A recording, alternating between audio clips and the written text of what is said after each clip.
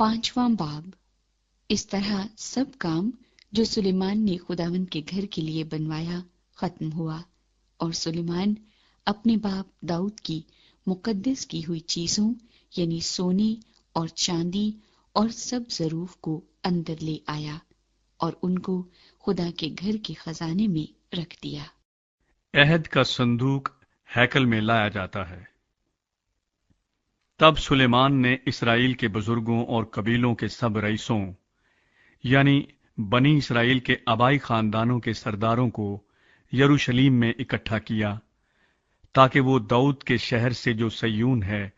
خداوند کے عہد کا صندوق لے آئیں۔ اور اسرائیل کے سب لوگ 7ویں مہینے کی عید میں بادشاہ کے پاس جمع ہوئے، اور اسرائیل کے سب بزرگ آئے اور لاویوں نے صندوق اٹھایا، اور وہ صندوق کو اور خیمہ اجتماع کو اور سب مقدس ظروف کو جو اس خیمے میں تھے لے آئے۔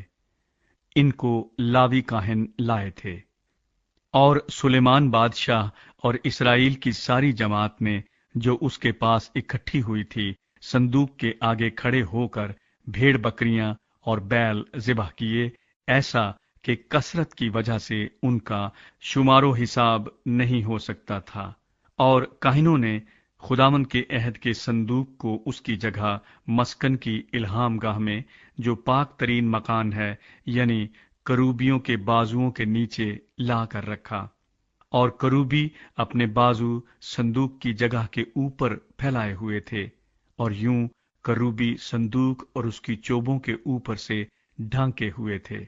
اور وہ چوبیں ایسی لمبی تھیں کہ ان کے سرے صندوق سے نکلے ہوئے الہام گاہ کے آگے دکھائی دیتے تھے پر باہر سے نظر نہیں آتے تھے، اور وہ آج کے دن تک وہیں ہیں۔ اور اس صندوق میں کچھ نہ تھا سوا پتھر کی ان 2 لوہوں کے جن کو موسیٰ نے حورب پر اس میں رکھا تھا جب خداوند نے بنی اسرائیل سے جس وقت وہ مصر سے نکلے تھے عہد باندھا۔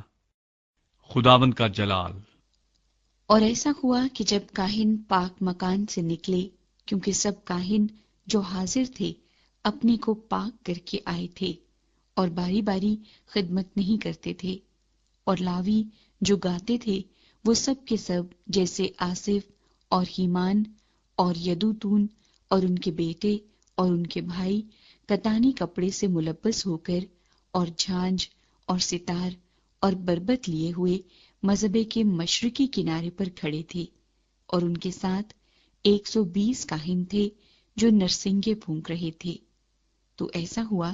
کہ جب نرسنگے پھونکنے والے اور گانے والے مل گئے تاکہ خداوند کی حمد اور شکر گزاری میں ان سب کی ایک آواز سنائی دے، اور جب نرسنگوں اور جھانجوں اور موسیقی کے سب سازوں کے ساتھ انہوں نے اپنی آواز بلند کر کے خداوند کی ستائش کی کہ وہ بھلا ہے کیونکہ اس کی رحمت ابدی ہے، تو وہ گھر جو خداوند کا مسکن ہے ابر سے بھر گیا، یہاں تک کہ کاہن ابر کے سبب سے خدمت کے لیے کھڑی نہ رہ سکی، اس لیے کہ خدا کا گھر خداوند کے جلال سے معمور ہو گیا تھا۔